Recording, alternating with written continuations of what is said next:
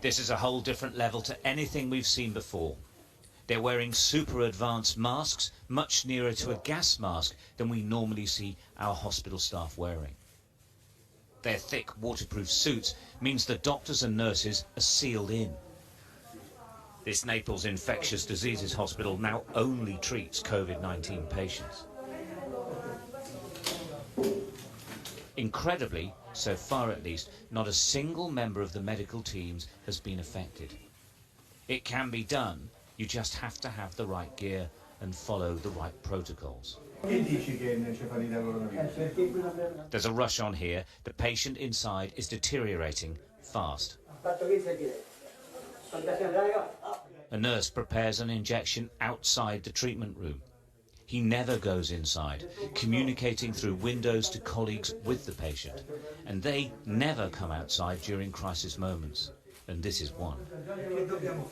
When it's ready, the medicine is passed through a compartment door.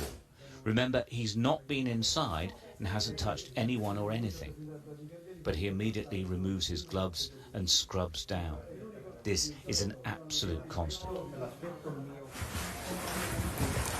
Basically, it's a hospital trust that is dependent upon all of the hospitals working together because the capacity is already pretty much full.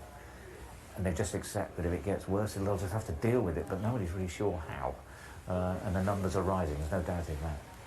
And again, critically, they're getting younger. No doubt about it. Here they're saying it doesn't make any difference if you're young or you're old, you're going to get it. The lag between the epidemic sweeping through northern Italy and overwhelming the healthcare system there before progressing to the south gave this hospital precious time to prepare. It is the exception in the south. It was already the most advanced hospital. What is really striking here is that the rules of separating infected environments and the clean areas are followed by everyone. But armed security man every connecting corridor in case anyone forgets. We're moved back and the corridors locked down as a new patient is brought in. This happens every time.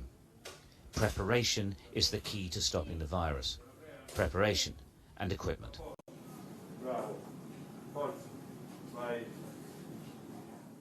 Is that speed with which things were organised significant as a factor in controlling the disease? Yes, yes. If the hospital's organised, the treatment's better, is that right? This is the first thing to do in this kind of hospital.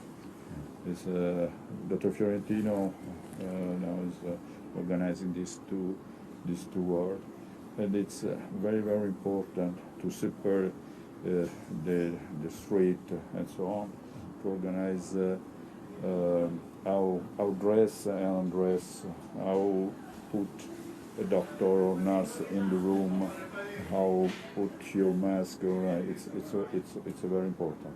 And also you have to have the right equipment. Yeah. To do it.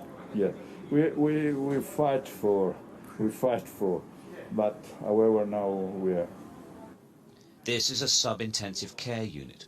The patients are either recovering or haven't deteriorated yet. But the same separation rules apply. The red and white line cannot be crossed. Clean area nurses and doctors assist infected area staff across the line. They keep the two absolutely separate. Because in other hospitals, they were together. There was two chaos. No, you have to be there separate. is a higher number of infection in the doctors, in the nurse. Yeah, very high. Yes. In this hospital, nothing. Across the world, as the pandemic spreads, we're seeing the number of infected and dying jump every day. Health workers are right on the front line, and they're succumbing to the illness every day as well. Perhaps, though, it doesn't have to be inevitable. It isn't here. But they do have the kit. They don't just hope. Stuart Ramsey, Sky News, Naples.